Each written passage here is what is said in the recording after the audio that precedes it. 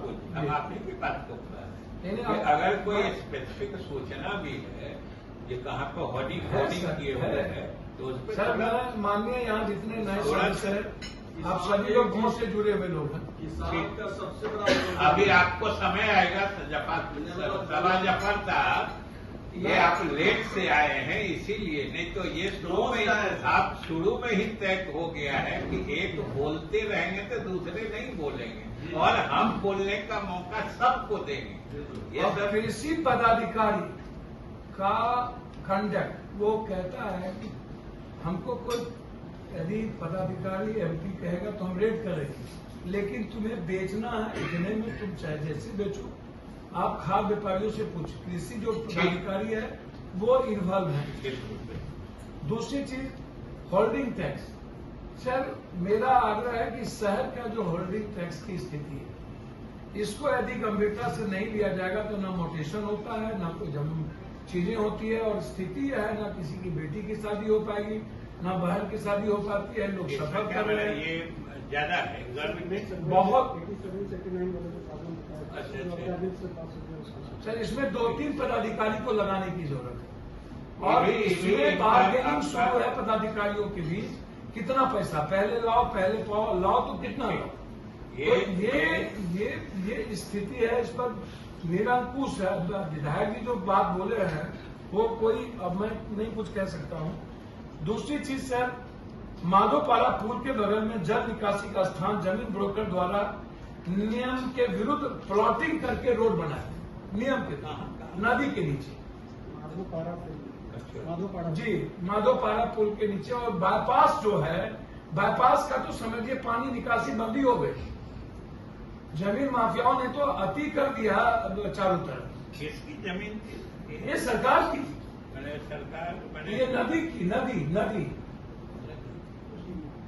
नदी के पुल के नीचे घर बन गई। नदी का क्या नाम? ये कप्तान पारा जो सोना नदी है, चीजें हैं उसमें एक कप्तान पारा के पास सोना नदी के बगल में नदी के 1500 फीट तो सोना वाला हम अलग से बड़ा अपार्टमेंट द्वारा रिसोर्ट नियम के विरुद्ध वातावरण दूषित। मतलब 1500 पर नियम नहीं है अपार्टमेंट बनाने का। कैसे आप अपार्टमेंट बना दीजिएगा भाई?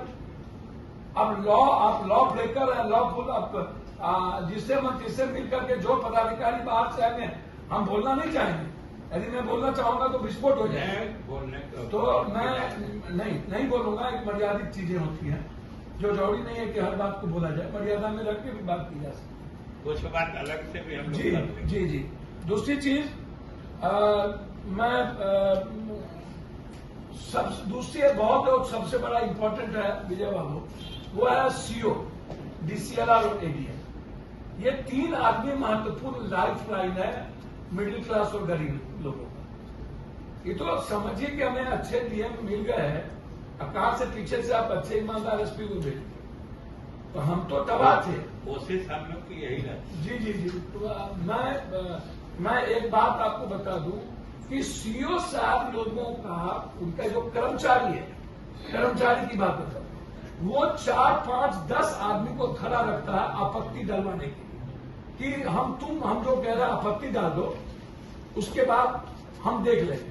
45 दिनों के अंदर नोटिशन का एक रेट है। जब कोई आपत्ति डालता है तो मिनिमम 76 डे होता है। मेरा आग्रह है कि आज ये पॉलिसी बन जाए इस सदन में कि 76 डे के बाद आपको जो लॉन्ग राइट ऑर्डर करना हो, जाएंगे वो डीसीएलआर, जाएंगे वो डीएम के कोर्ट में, किसी भी कीमत पर 76 को क्रॉस नहीं करे नोटिशन जब हमें देंगे। ये साल भर 2-2 साल तक जी 45 में जाता है। नहीं कहा जाता है कि जो पुराने मामले हैं वो किसी हालत में ठीक कर